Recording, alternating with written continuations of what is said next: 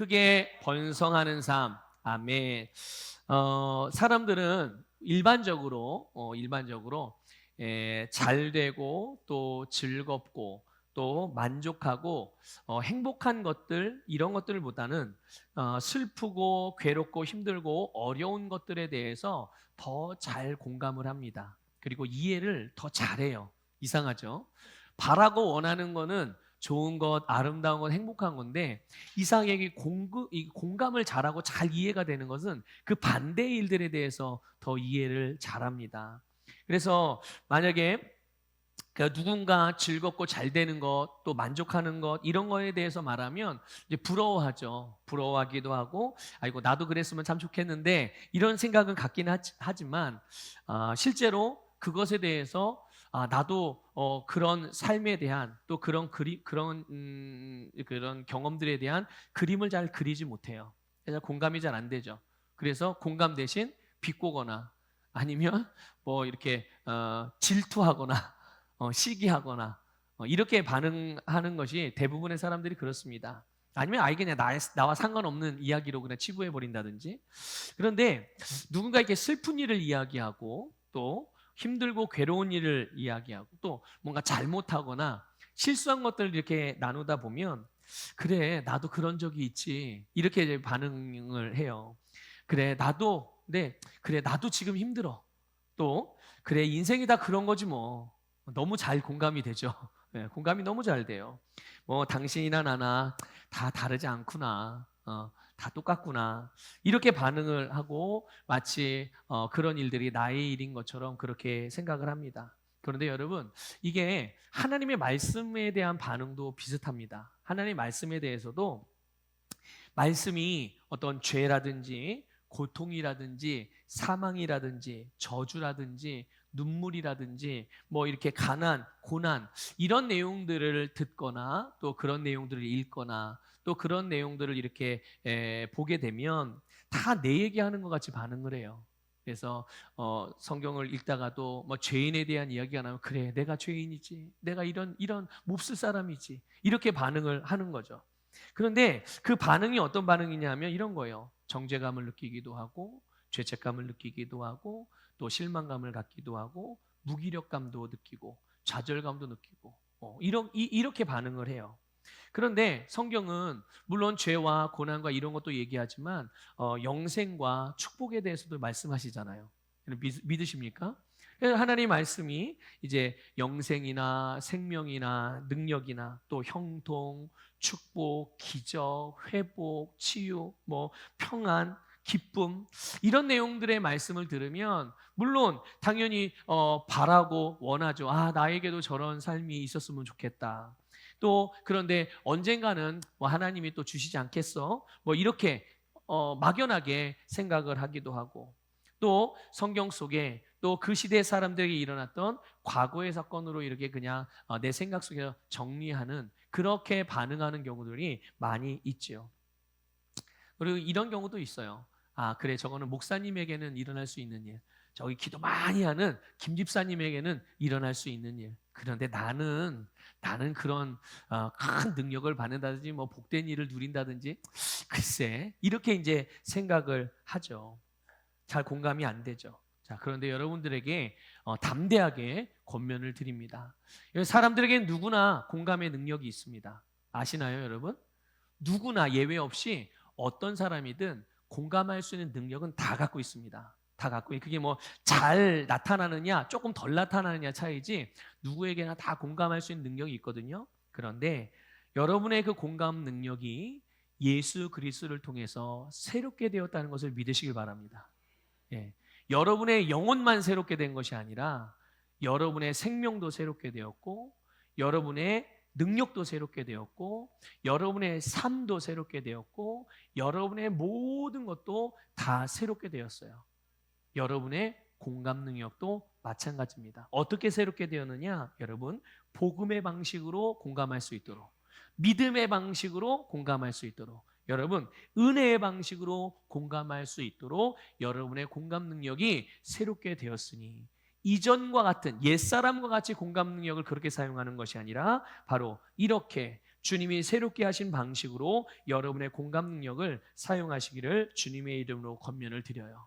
그래서 말씀에 바르게 반응하는, 또 그 말씀이 우리에게 주신 그런 메시지에 우리가 이 믿음으로 반응할 수 있는, 믿음으로 공감할 수 있고 믿음으로 이해할 수 있는 그런 능력이 탁월하게 사용되어지기를 주님의 이름을 축복합니다.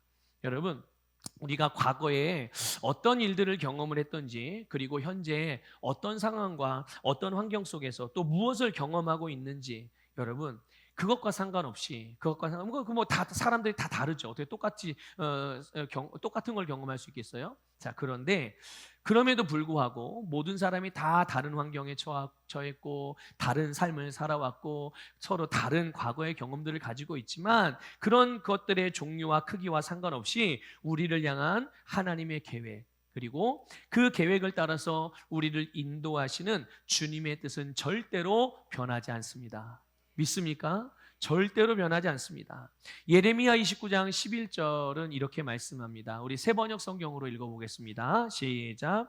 너희를 두고 계획하고 있는 일들은 오직 나만이 알고 있다. 내가 너희를 두고 계획하고 있는 일들은 재앙이 아니라 번영이다. 너희에게 미래에 대한 희망을 주려는 것이다. 나 주의 말이다. 아멘. 하나님께서 예레미야 선지자를 통하여서 하나님의 백성들에게 주시는 말씀입니다. 우리를 두고 계획하고 있는 일들, 우리의 인생을 향한 계획은 누구만 알고 있어요?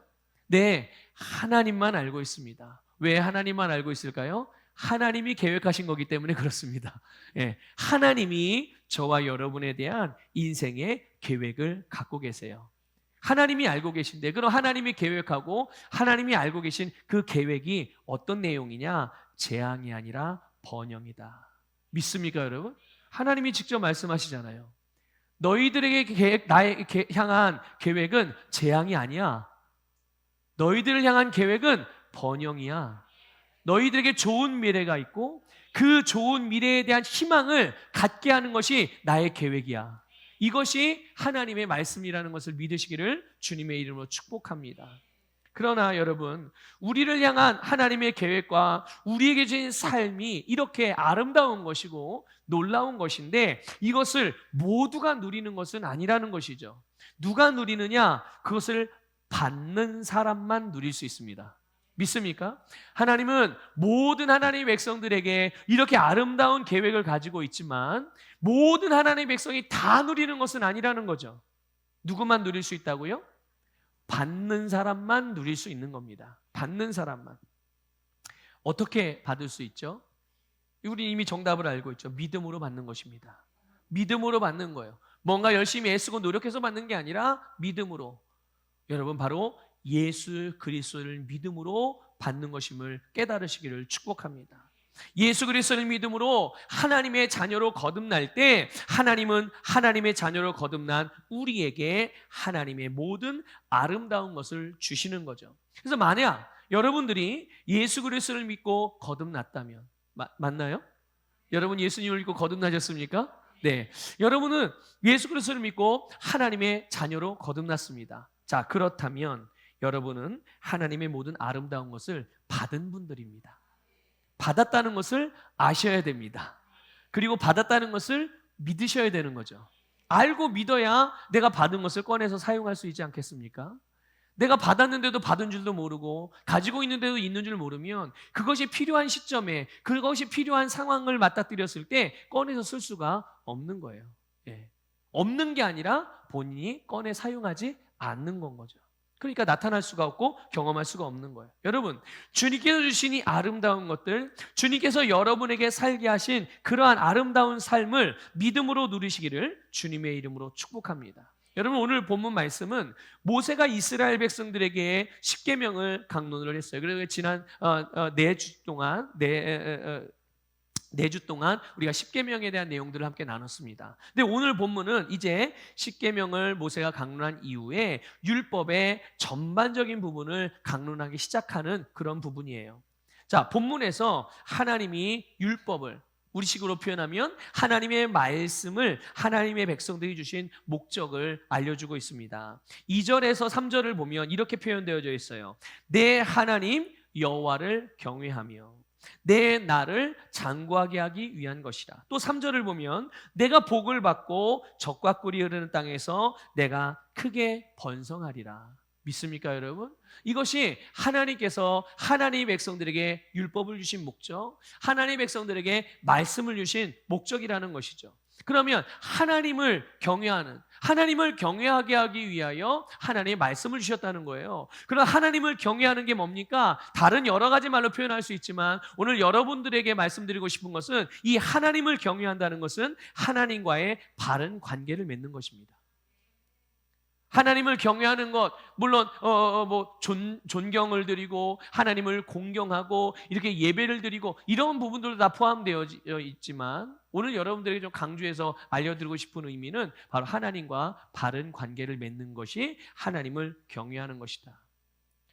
여러분, 모든 사람들은 하나님과 관계를 바르게 맺을 때 그분 안에서 하나님이 주신 복을 받을 수 있을 뿐만 아니라 가장 성공적인 삶을 살아갈 수가 있는 것입니다. 여러분, 하나님과의 가장 바른 관계가 어떤 관계일까요? 그것은 원수가 아닌 자녀의 관계라는 것을 깨달으시길 바랍니다. 하나님은 우리의 아버지시고 우리는 하나님의 자녀가 되는 것이, 여러분, 이게 하나님을 경외하는 겁니다. 하나님은 나의 아버지 하나님이 되시고 나는 하나님의 자녀로 살아가는 삶, 이것이 하나님을 경외하는 삶이라는 것을 믿으시기를 축복합니다. 그리고 그 관계 안에서 주님과 더욱 친밀해지는 거죠. 관계가 더욱 성숙해지고 깊이가 더해지고, 그래서 우리도 육신의 자녀들도 갓난아이로 태어나고 그리고 자라고 어릴 때는 뭐 유치원 다닐 때 막 뛰놀고 그럴 때는 그냥 무조건 엄마 아빠가 다 해줘야 되잖아요. 그렇죠? 아이들이 원하는 대로, 아이들이 위험하지만 않다면 또 꼭 필요한 거라면 부모들은 그 자녀를 위하여 모든 것을 공급합니다. 그런데 이제 아이가 점점 자라죠. 그러면 자라기 시작하면 이전까지는 나만 이러다가 자라면 부모를 생각하기 시작합니다.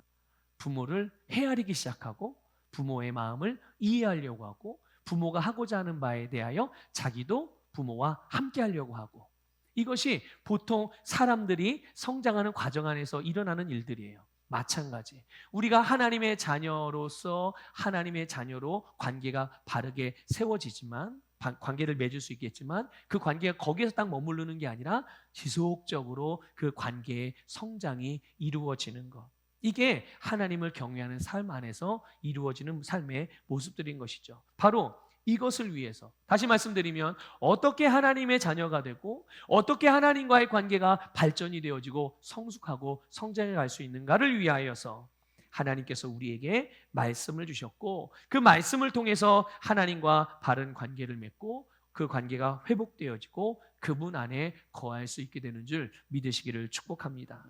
오늘 본문에서 이제 하나님께서 그럼 하나님을 경외하는 하나님의 백성들에게 주신 삶이 어떤 삶인지 여러분 한번 주목해 봤으면 좋겠어요. 3절 끝부분에 보면 내가 크게 번성하리라 말씀하고 있습니다. 하나님께서는 저와 여러분의 인생을 향한 계획을 가지고 있어요. 여러분의 가정을 향한 계획도 갖고 계시고 여러분의 산업을 향한 계획도 갖고 계시고 여러분의 모든 미래에 대한 계획을 하나님이 갖고 계시는데, 그 계획의 아주 중요한 부분이 무엇입니까? 번성하는 겁니다. 근데 그냥 번성이 아니라 크게 번성하는 거라고 말씀하고 있어요.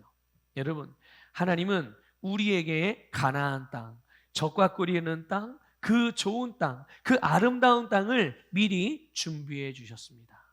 그리고 그것을 우리에게 주셨고요, 우리를 그곳으로 인도하시는 것뿐만 아니라 그것을 차지하게 해주셨음을 믿으시기를 축복합니다. 여러분, 이 모든 바로 예수 그리스도 안에서 이루어진 일이고 예수 그리스도를 통해서 나타나기도 하고 경험되어지는 복인 것입니다. 우리 성도 여러분, 여기서 하나님의 관심에 대하여 한번 생각을 해보세요. 하나님이 어디에 무엇에 관심이 있는가? 온통 하나님의 관심이 여러분에게 향하고 있다는 것을 깨달을 수 있기를 축복합니다. 하나님의 관심이 여러분을 향하고 있다는 거예요. 여러분을 향한 관심이 여러분이 계명을 지키나 안 지키나 여러분들 보자 이런 관심이 아니에요.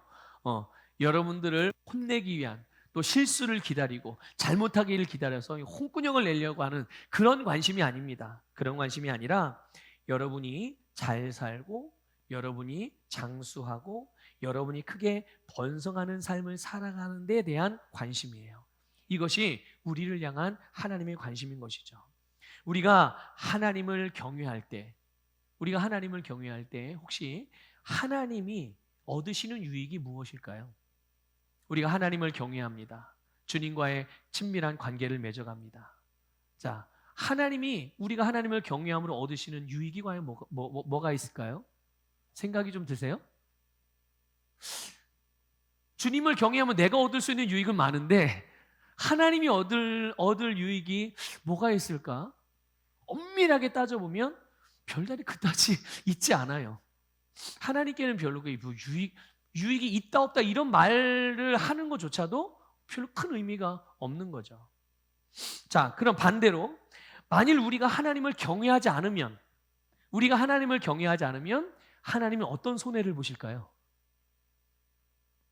보실 손해가 있을까요? 네.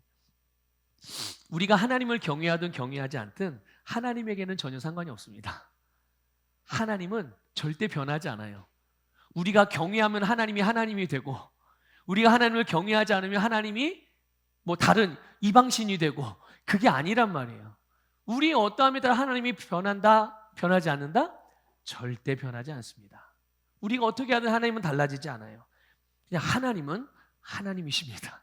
하나님은 하나님이세요. 그러면 하나님을 경외하는 것이 누구에게 유익이 되는 거예요?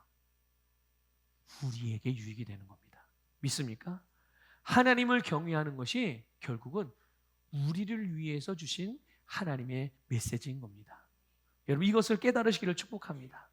하나님의 백성이며 오늘 하나님의 자녀인 저와 여러분 그리고 이 땅의 모든 그리스도인들 하나님을 경외하는 자들이 얻을 수 있는 유익은 바로 이들의 것임을 깨달으시기를 축복합니다. 여러분 아주 중요하고 너무나도 아름다운 말씀을 좀 나누고 싶어요. 스바냐 3장 17절인데요. 우리 새번역 성경으로 읽어보겠습니다. 시작. 주 너의 하나님이 너와 함께 계신다. 구원을 베푸실 전능하신 하나님이시다. 너를 보고서 기뻐하고 반기시고 너를 사랑으로 새롭게 해주시고 너를 보고서 노래하며 기뻐하실 것이다. 아멘. 자, 여러분 이 말씀을 우리가 같이 읽었는데요.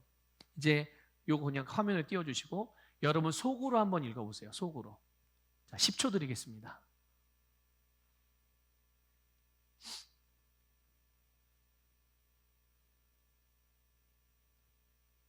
자, 하나님이 누구를 보십니까? 하나님이 우리를 보고 계십니다. 예. 우리를 보고 뭐 하세요? 네, 기뻐하신답니다. 그리고 우리를 보시면서 우리를 반겨주신대요. 네, 믿습니까? 그리고 우리를 보시면서 우리를 사랑으로 새롭게 해주십니다. 그리고 또 봐요, 우리를. 그리고 노래하는데 그냥 조금 전에는 기뻐하신다고만 했는데 이제는 어떻게 기뻐해요? 노래하면서 기뻐하신대요. 누구를 보고요? 네, 저와 여러분을 보고. 저와 여러분을 보고 이렇게 기뻐하시는 분. 어떻게 이러실 수가 있죠? 우리가 뭔데? 그렇죠? 우리가 뭔데 우리를 보고 이렇게 하나님이 사실 이렇게 우리가 문자로 표현하고 쓰여진 기록된 글로 보니까 그냥 이렇구나 이렇게 생각하겠지만 이렇게 정말 느끼시는 하나님의 마음을 우리가 다는 모르겠지만 그 하나님의 마음을 생각해 보면 우리는 감격하지 않을 수 없죠. 그렇죠? 도대체 하나님이 우리를 어떻게 여기시길래 이렇게까지 하시는가? 우리는 우리 자신에 대해서 생각할 때 진짜 나도 이런 사랑을 받을 만한 자격이 있나 이런 생각이 문득 들지 않으십니까? 나 지금 오늘 예배 올 때도 지금 차 타고 오다가 옆에 있는 차가 끼어들어가지고 열받아가지고 확 욕지거리를 하고 왔는데 응? 그런 나도 이렇게 하나님이 이런 나에 대해서도 이렇게 나를 보시면서 사랑을 하시고 여러분, 우리를 향한 이 하나님의 사랑 또 하나님의 은혜 앞에서 우리는 엎드릴 수밖에 없는 거예요. 그렇죠? 그분 앞에 손을 들 수밖에 없고 우리가 주님을 찬양하고 예배드릴 수밖에 없는 거예요. 이건 너무 자연스러운 거 아니겠어요? 이 깊은 의미를 깨닫는다면 하나님께서 우리에게 주신 말씀은 우리가 버겁고 힘들게 또 어쩔 수 없이 지켜야만 되는 무거운 멍에가 아니라는 것을 알게 될 것입니다. 오히려 이 말씀은 없으면 안 되는 거예요. 우리에게. 우리를 향한 구원의 메시지이고 우리를 향한 하나님의 사랑의 증거이고 우리가 항상 승리하는 삶을 살아갈 수 있게 하시는 하나님의 무기이자 은혜. 그러니까 우리는 주님의 말씀 앞에 감사로 순종할 수밖에 없는 거예요. 누가 시켜서가 아니라 누가 강요해서도 아니고 억지로 붙들어서도 아니고 이렇게 하나님을 경외하는 건요 자연스럽게 하나님께서 우리에게 계획하시고 준비하신 번성을 차지하게 해준다는 것을 믿으시기를 축복합니다. 뭔가를 우리가 차지하고 애써 노력해서 얻어내는 게 아니라 우리가 자연스럽게 하나님의 은혜와 사랑 앞에 감사함으로 주님을 경외하는 삶을 살아가게 될 때, 다시 표현해 볼게요. 하나님을 경외하는 것에 대해서 아까 말씀을 드렸죠. 하나님의 자녀로서 그분과의 관계 안에서 우리가 지속적으로 친밀한 관계 안에 주님과 함께 더불어 살아갈 때 자연스럽게 하나님께서 우리에게 계획하시고 주신 번성을 차지할 수가 있게 되는 줄 믿으시기를 축복합니다. 여러분, 번성이라는 말은 크다 또는 증가하다는 뜻이에요. 그리고 이 번성이라는 표현 안에 형통하다는 의미가 들어있어요. 형통하다는 의미가 들어있어요. 하나님께서 우리에게 주신 삶은 그러고 보면 점점 증가하는 삶입니다. 믿습니까? 그리고 점점 확장됩니다. 그리고 성장과 성숙하는 삶이라는 것을 깨달으시기를 축복합니다. 여러분, 하나님께서 우리에게 주신 삶은 절대로 안주하거나 현상유지가 아니라는 것을 깨달으셔야 됩니다. 안주하거나 현상유지가 아니에요. 주님이 우리를 부르시는 그날까지 우리가 주님을 만나러 가든지 주님이 나를 만나러 오시든지 어쨌든 그렇게 우리가 주님을 만나는 그날까지 우리는 계속해서 성숙하고 성장하고 번성해가는 것이 우리를 향한 하나님의 뜻이라는 것을 깨달으시기를 축복합니다. 그렇기 때문에 여러분, 우리가 바라봐야 되는 것은 무엇입니까? 예수 그리스도의 장성한 분량이 충만하는 데까지 자라나는 것을 바라보고 그렇게 달려가야 되는 거예요. 그러니까 내가 나이가 이만큼 됐으니까, 내가 가진 것이 이만큼 됐으니까, 내가 하던 일을 이만큼 이루었으니까, 내가 이제 직장에서 은퇴했으니까, 뭐 사역에서 은퇴했으니까, 뭐 이 정도 됐으면 된 거 아니겠어? 그래서 그냥 평범하게 살아가야지. 그게 우리를 향한 하나님의 계획이 아니에요. 믿습니까? 우리는 계속해서 어떻게 된다고요? 번성한다고요.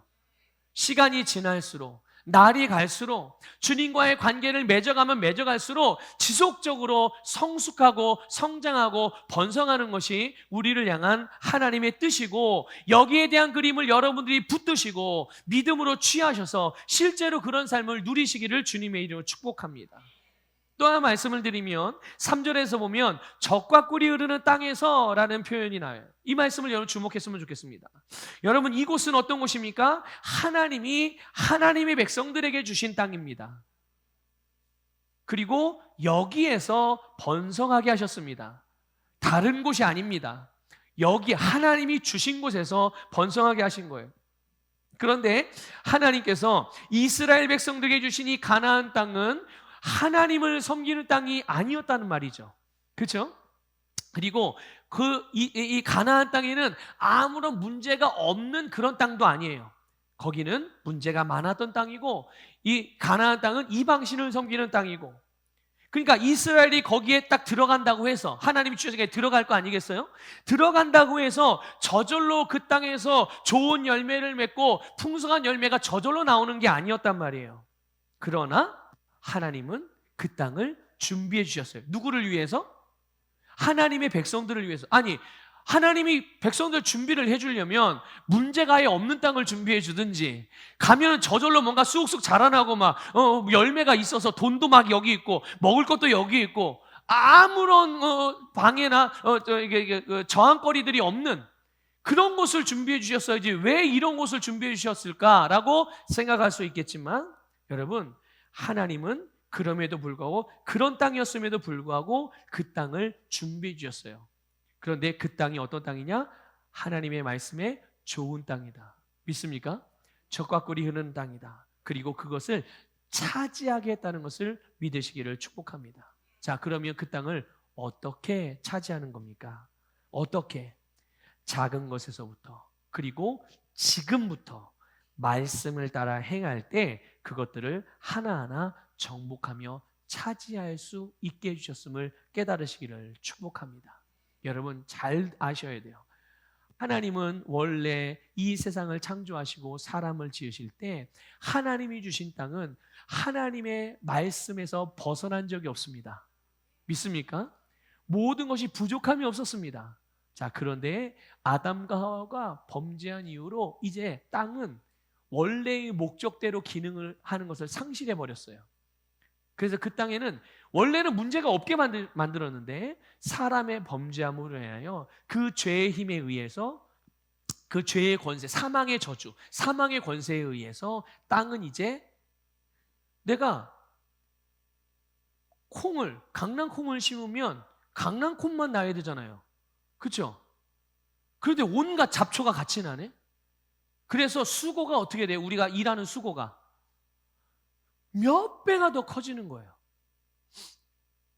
그래서 하나님께서 범죄한 아담과 하와에게 말씀하실 때 땅이 엉겅퀴를 낼 것이다, 이렇게 말씀을 하신 거예요. 그런 것들을 의미하시고, 그런 것들을 아시고 하나님이 그렇게 말씀하세요. 이제 땅이 정상적으로 그러니까 보세요. 하나님이 예비하신 땅이긴 하지만 죄악으로 가득한 땅, 이미 이 세상이, 온 세상에 의인은 하나도 없잖아요.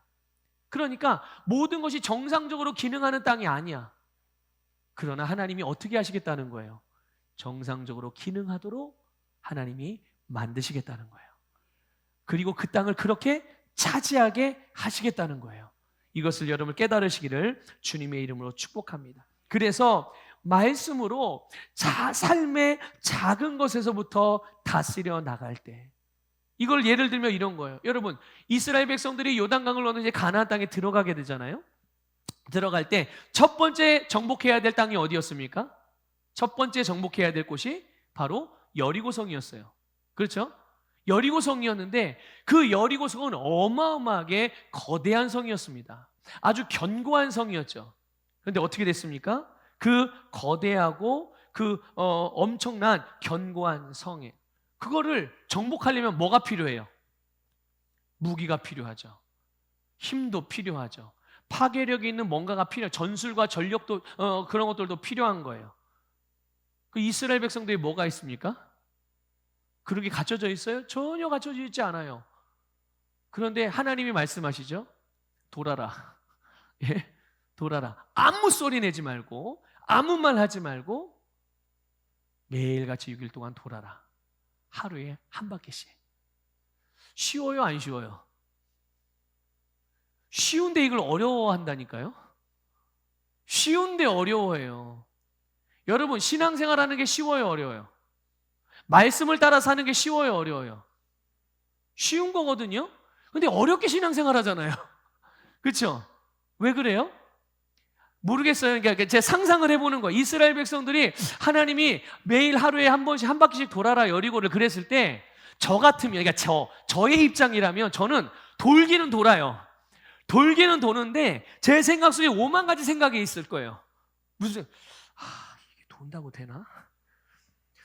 아니, 그래도 이 성을, 이 견고한 성을 정말 하나님 뭔가 무기를 주시든지, 뭐 대포를 주시든지, 아니면 뭐 큰 장군들을 좀 보내주시든지, 이런 생각을 하면서 돌지 않겠어요? 네, 저라면 그렇겠다는 거예요. 저라면.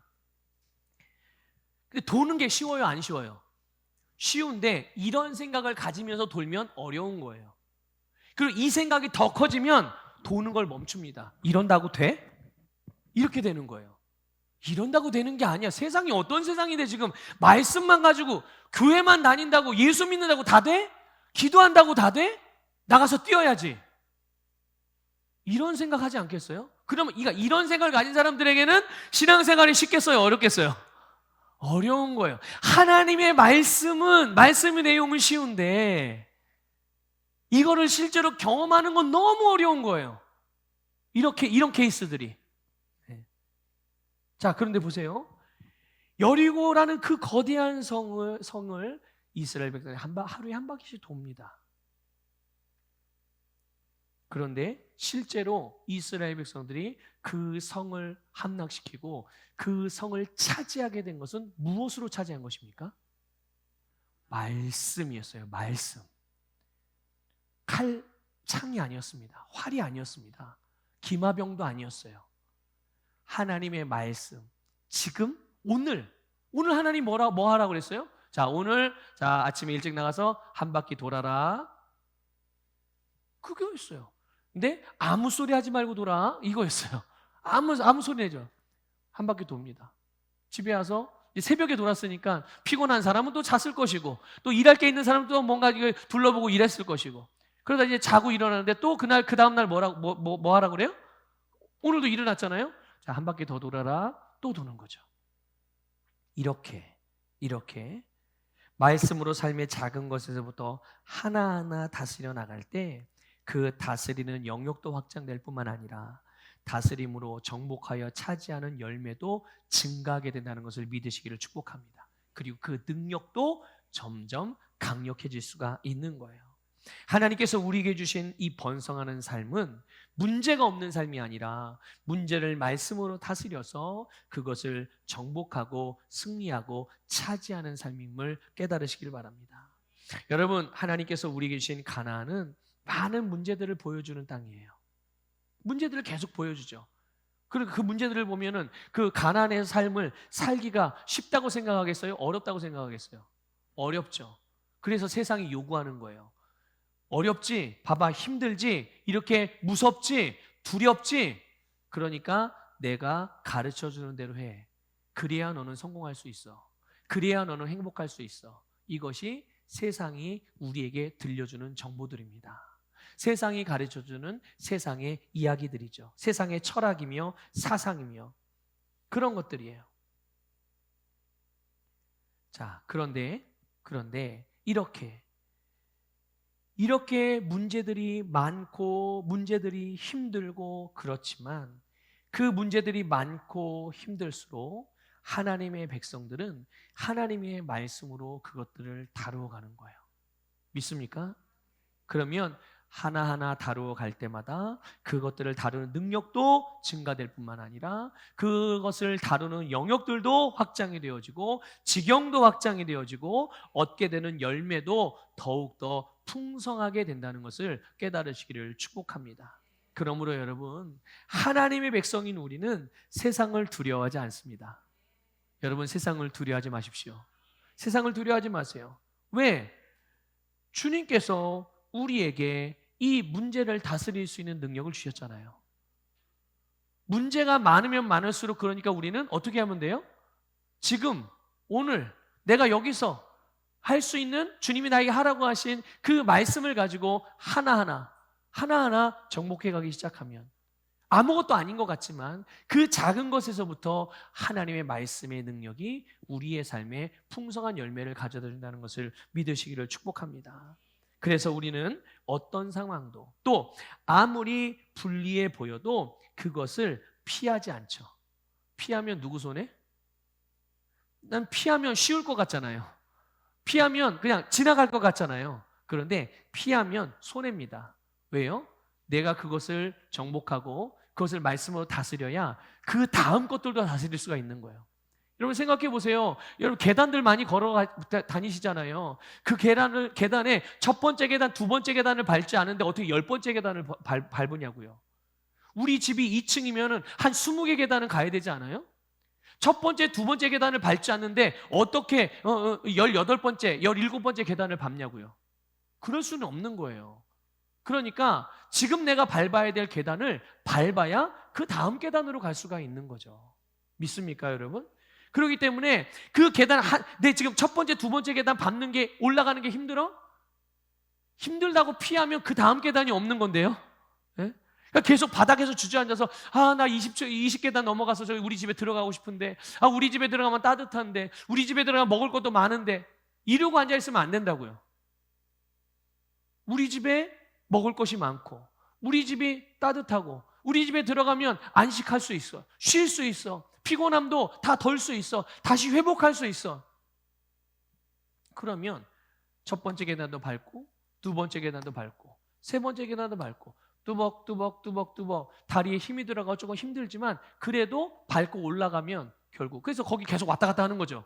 그러면 이제 20계단 가는 게 더 이상 힘들어요, 힘들지 않아요? 힘들지 않죠. 그래서 이제 우리나라 제일 큰 건물이 어디죠? 잠실에 있는 롯데 거기죠. 전 아직 한 번도 안 가봤거든요. 한 번도 안 가봤는데 하여튼 거기에도 사람 사는 집이 있대요. 나는 거기가 사무실하고 쇼핑몰만 있는 줄 알았어요. 그리고 이제 이렇게 아이들 놀이동산 같이 그런 것만 있는 줄 알았는데 거기에 사람 사는 집이 있다네요. 이게 얼마짜리인지 모르겠는데 하여튼 높은 층에 있대요, 그 집이. 예. 그렇게 높은 집으로 가서 정말 로얄층, 사람들이 소위 말하는 로얄층. 예. 하나님께서 우리에게 예비하신 것이 그 롯데타워의 로얄층에 사는 것을 예비한 건 아니에요. 그걸 예비한 건 아니지만 우리에게 크게 번성하는 삶을 예비하셨어요. 그리고 우리에게 그것을 주셨어요. 그렇기 때문에 그것을 차지해가는 그런 것은 이제 우리가 해야 될 몫인 거죠. 주님께서 그것을 우리에게 하라고 주신 거예요. 그래서 우리는 어떤 불리한 상황이라 온다 할지라도 그것을 피하지 않고, 어떤 문제도 피하지 않고요, 그것을 담담하게 또 그리고 담대하게 하나님의 말씀으로 다스려 가는 겁니다. 그러면 결국 그게 차지하게 되어지는 거예요. 그것을 차지하게 되는 거죠. 그러니까 어떤 종류의 문제를 할지라도 그것을 차지할 수 있는 능력을 주셨는데 그 능력이 뭐냐? 바로 여러분의 손에 들려있는 말씀입니다. 여러분의 입에 있는 말씀이고 여러분의 마음에 있는 말씀을 주신 것입니다. 그래서 우리는 그 말씀을 사용해서 문제를 다스리고 해결해 가기도 하고 문제 너머에 있는 아름다운 열매를 추수하게 되는 거죠. 여러분, 하나님께서 우리에게 주신 또 적과 꿀이 흐르는 땅에 대한 또 하나의 의미를 좀 나눠보고 싶어요. 그게 뭐냐 하면 그것은 바로 하나님의 나라라는 것입니다. 하나님의 나라. 그 땅 자체가, 가나안 땅 자체가 하나님의 나라는 아닙니다. 그렇죠, 여러분? 하나님이 우리에게 주신 우리의 세상이 그것 자체가 하나님의 나라는 아니죠. 그런데 그 땅은 곧 하나님의 나라가 됩니다. 그리고 그 나라는 머물러 있는 것이 아니고 점점 그 지경이 확장되어질 것입니다. 왜 그러느냐? 하나님의 백성들이 거기에 들어갈 거거든요. 누가요?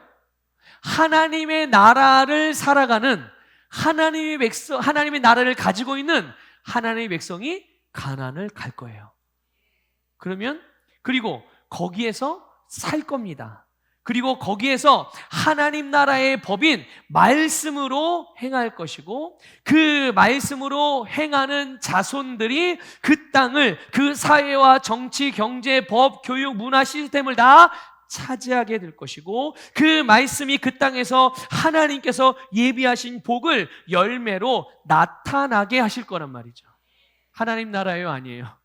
네, 하나님의 나라. 지금은 하나님의 나라가 아닌데 하나님 나라의 백성들이 들어가서 살면 그럼 그 사람들은, 하나님의 백성은 그 나라에 들어가서 무슨 법으로 살아요? 하나님 나라의 법으로 살죠.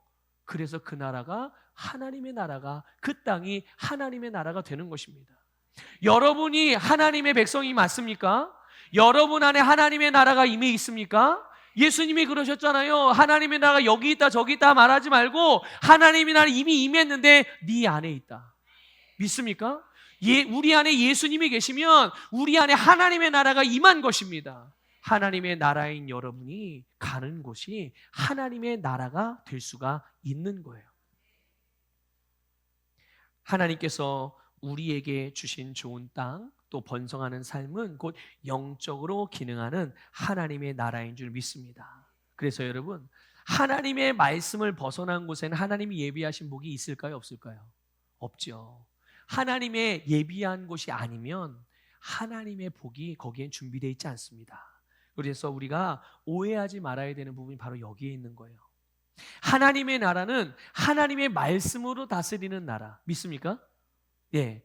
말씀의 다스림을 받지 않는 곳에서 번성을 추구하는 게 문제입니다. 그렇죠, 여러분? 하나님의 말씀의 다스림이 없는 곳에서 자꾸만 번성을 추구하면서 왜 나는 하나님이 번성시켜 주시지 않아요? 왜 하나님 나를 축복하지 않아요? 왜 하나님이 내 기도는 들어주지 않아요? 이렇게 사람들이 생각을 하는 거죠. 오해인 거예요, 오해. 그래서 혹 하나님의 말씀의 다스림을 받지 않는 곳에서 번성을 추구하고자 하는 그런 시도들을 멈추시기를 축복합니다. 우리는 몸과 마음이 건강해지기를 원합니다. 그렇죠? 혹시 병들고 고통받기를 원하는 분들 계세요? 네, 그런 분들 아마 아무도 없을 거예요. 모두가 다 건강하기를 원합니다. 그러면 치유와 이 건강의 분야에서 하나님의 말씀의 다스림을 받아야 되지 않겠습니까? 그렇죠? 내가 치유받기를 원하고 건강하기를 원하잖아요. 그럼 치유와 건강은 우리를 향한 하나님의 뜻입니까? 내가 건강한 게 하나님의 뜻이에요? 그러면 그 하나님의 말씀, 치유와 건강을 위한 하나님의 말씀으로 내가 다스림을 받고 그 안에 머물러 있어야 되는 거 아니겠습니까? 근데 안타깝게도 어떤 그리스도인들은 몸과 마음을 하나님의 말씀이 아닌 다른 곳에 두면서 치유와 건강의 분야에 번성을 자꾸 추구해요. 그러면서 왜 하나님이 날 치료하지 않아요? 왜 하나님이 내 기도 안 들어주세요? 이런 일이 없어야 되는 거예요. 여러분, 하나님의 말씀이 벗어난 곳에서는 번성이 없습니다, 여러분. 이것을 꼭 기억하십시오. 재정의 분야도 마찬가지입니다. 우리는 재정의 분야에서 번성하기를 원하고 우리가 부유하게 되는 것이 하나님의 뜻입니다. 믿습니까? 혹시 하나님이 여러분이 가난하게 되는 것을 하나님의 뜻이라고 여기시는 분들은 성경을 다시 보십시오. 하나님의 말씀을 보세요. 하나님의 백성들이 가난하게 되는 게 하나님의 뜻인지, 하나님은 우리가 가난하게 되도록 만들진 않으셨어요. 만일 그렇다면 하나님이 사람을 창조하실 때 애초부터 아무것도 만들지 말고 사람부터 만들고 이제 니들이 노력해서 살아라 이렇게 말씀하셨을 거예요. 근데 하나님은 사람들이 살아가는 데 필요한 모든 것 하나도 빠짐없이 다 준비해 주시고 딱 필요한 만큼만이 아닙니다. 한 끼 배부르기 위해서는 여러분 밥 한 그릇이면 되잖아요.